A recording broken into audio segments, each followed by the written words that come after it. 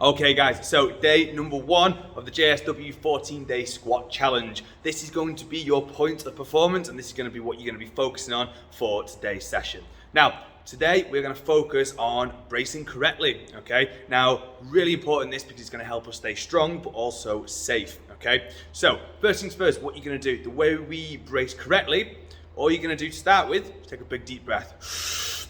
Big deep breath and fill the lungs, okay? Now, there's a couple of ways of actually doing this. Number 1 is when you breathe in, the shoulders tend to lift like so. Now, ideally, you want to avoid that, okay? All that is the shoulders are lifting to create space for the lungs to expand.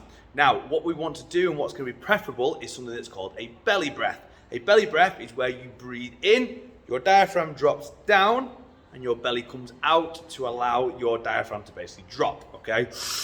Like so, okay? Once you've got this big belly full of air, like I have now, you can actually talk behind it, okay? But I'm still really tight around the midline.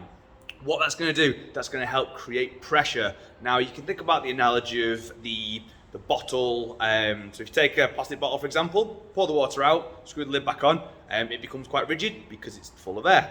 Now, if you take the lid off and then try and squash it, it goes, it just squashes because the air escapes and there's no pressure. Same kind of thing with the torso, okay? So first things first, we're gonna breathe in, and then once we've done that, we're gonna squeeze our abs super tight like someone's gonna punch us in the stomach, okay? That then is gonna keep the midline nice and tight, and then the final thing we need to do is basically squeeze our pelvic floor at the bottom, stop anything dropping out the bottom, okay? Don't wanna shit yourself when you squat.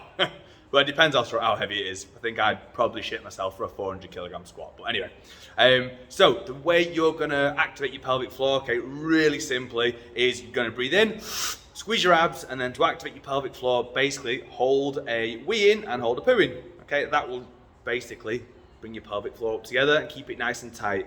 We are now super pressurized and ready to squat. It's gonna make us stronger and also safer. Enjoy day 1, guys.